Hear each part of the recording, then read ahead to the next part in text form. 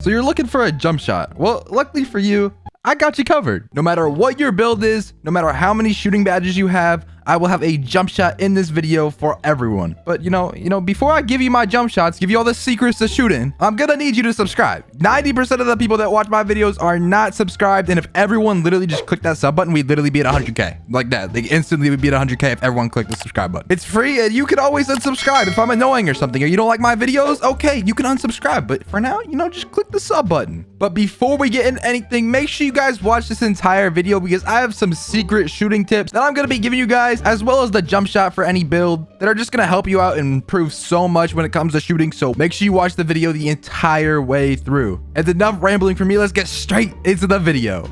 Okay, so one of the first things you are going to want to do, it is one of the most important things to do, and you need to do this. This is the first thing you should do. Go to options, and you're going to want to change your settings. So going into controller settings right here, you're going to see the shot meter. Now we're going to want this off. If you have this on, it's just going to be that much harder to shoot. You want to make this easier.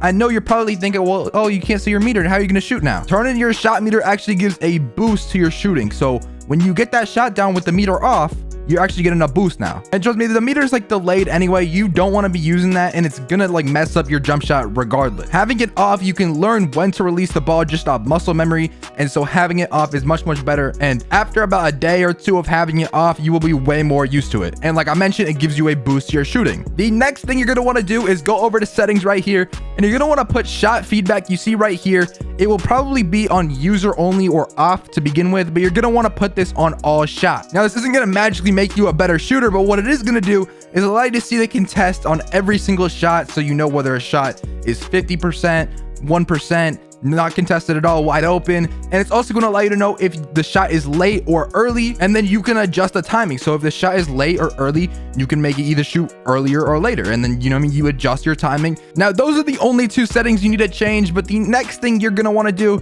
is, you see this nice lady right here, you see her, and you see this boost stand. You're going to want to come over here and visit the boost stand. You can also do this on your phone if you want, and you're going to want to buy as many of these as you can possibly afford. You can see I have like 80 games right now, so if I put the 10 pack in my cart, then like I can only buy 10 and it won't let me buy it, because if I buy more than 10, I'll be over 99 games. So you can see I have like 80, like 5 right now. But jump shot boosts are extremely important. If you don't have jump shot boosts on, it's going to be that much harder to shoot, and you're going to want to make this as easy as possible, because when you get to the lower 3 balls, it can be pretty hard to shoot. All the top players use jump shot boosts, and you should too. However, I would not suggest buying any of these other boosts, just the jump shot ones. Now, if you haven't hit level 40 in any of the seasons, this is something you're going to want to look out for. Right here, you can see there is Gatorade on my phone. You can also go to the Gatorade store.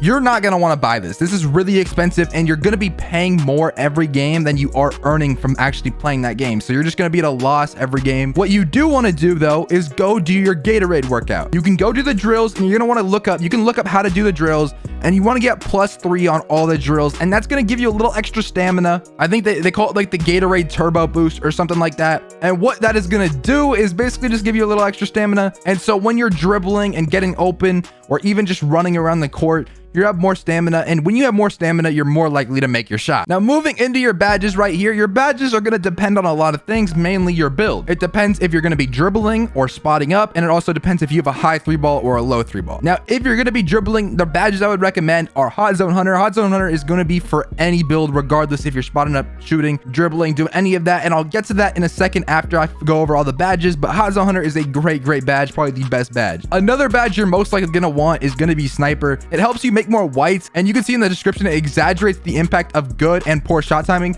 You're not going to make your shot anyway if it's a poor shot, so if you exaggerate the impact of good shot timing, that means it's also going to help you green more. So I like to run these two badges on the highest level possible, and after that, if I am dribbling, I'm definitely going to want Stop and Pop. This is a really important badge if you're dribbling. It's going to help you make so many more shots. Now, if you are playing once court, I would run Lucky 7 on bronze, but any other game mode, it's not really worth it. If you are a guard under like 6'2", or a very small guard, you're going to want to run Mismatch Expert. It's going to allow you to hit contested shots in a defender's face if they're like 6 inches taller than you. I made a whole video on this on my 5.7, so that's a few videos back if you do want to check it out. But Mismatch Expert is an extremely broken badge. Now, 2 more very important badges to help you not get contested are Deadeye and Blinders. Deadeye basically means if someone's closing out in front of you, they're not going to get as good of a contest. And blinders does the same exact thing except from the side. So if they're from the left or right or behind you, they're not going to get a contest. And the final badge for someone who is dribbling is going to be Chef.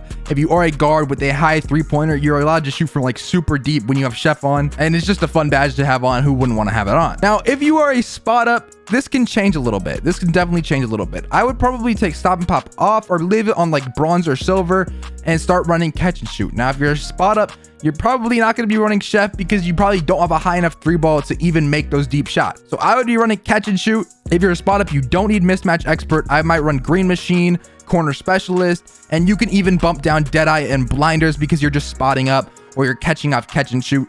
But the main thing is you don't need stop and pop as high, and you need catch and shoot on the max possible. But that's about it for the badges, and let's move on to Hot Zone Hunter because I told you guys I would talk about that. Now, if you go over to the Play Next Game tab, don't worry, we're not playing My Career. You're gonna want to scroll down to roster right here.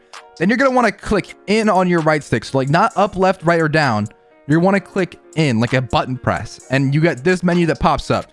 Then you're going to press LT or L2 twice, and it's going to bring up all your hot zones. You can see I have hot zones everywhere, and this is really going to help you. When you have Hot Zone Hunter on and you're shooting in a hot zone, it's going to boost your shot by about 20%, which is like a lot. Like that's the most any badge does, and it's super, super overpowered. You're most likely going to have hot zones, at least in where you shoot from. They're very, very easy to get, and just make sure you have them. If not, just try to make more shots, or don't shoot stupid shots that are going to lower your shooting percentage. Basically, you can see right here, like you have to shoot a certain percent in each area and a certain number of shots in each area. Now, for the next thing you're going to want to do, and it may seem a little tedious, is going to the My Court and practicing your jump shot. Now, you don't need to do this every single day when you get on, but when you first put on a jump shot and you want to get used to the timing, then you definitely want to go to the My Court first and with no meter on. You don't need to put your meter on when you change a jump shot. You just want to start with no meter off and go to the My Court and practice the timing. Eventually, you're going to practice enough to where you get your timing down really, really well,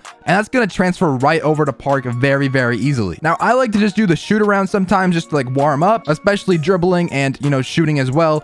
But I like to just do the shoot around. You can also do a personal workout. Literally just invite any NBA player like on your friends list. You go to your phone in the My Court, you can invite any NBA player you want, and then you can do a personal workout one-on-one against them. And so you're only on offense the entire time and basically just 1v1 them full court. But one of the main things you're want to do is learn a cue and get that muscle memory down when you are practicing in the My Court. That's really going to help you out with shooting so much, and definitely one of my main recommendations to do. Now, I know this is what you've been waiting for right here, the jump shot creator, the actual jump shot, and I try to make this video as concise and quick as possible. That way it's very easy to understand for any single person. But starting off with the best jump shot for a guard, and in my opinion, it does not get better than set shot 25. If you guys haven't seen anyone with this jump shot, it's super quick. You just tap your X button and it's like an auto green, bro. Like this jump shot is just broken. It's very, very broken. Like it needs to be taken out next year. And if you walk into the stage, you will not see a guard not using this jump shot. They all use it, every single one of them, because it's so fast and it just greens like every shot.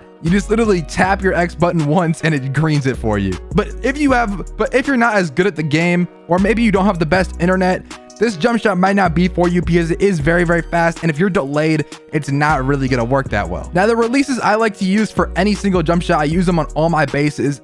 Releases don't really matter that much. They just change how your jump shot looks. They don't affect the timing or green window at all. I like to use Kobe half with Rudy Gay, just like this on max speed.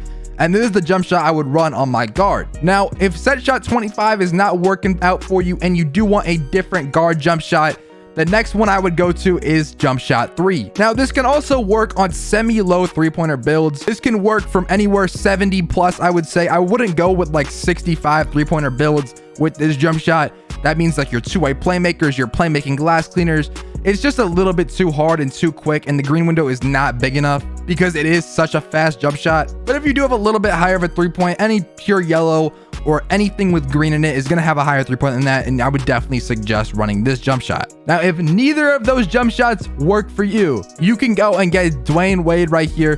This is a jump shot since 2K20 has been very, very solid and reliable, and is one I would recommend for any build if you're struggling with the other jump shots I mentioned. And finally, if you want something that is going to be super easy to time, it's not as fast as the other ones, but it's going to be super easy to time and easy to use on any build, except I would definitely not run this on like a guard because any of the other jump shots work way better on a guard. This jump shot can be used for any ISO build though and any spot up. I actually used it for most of the year on all my low 3-point builds, so I would definitely recommend Dante Exum. Now, those are the main 4 jump shots I would recommend. If you guys have any other jump shots you found to work really, really well, make sure to comment them down below. But that's gonna be about it for this video. I hope you guys enjoyed and I hope it helped you out. If you could smash that subscribe button, that would be greatly, greatly appreciated.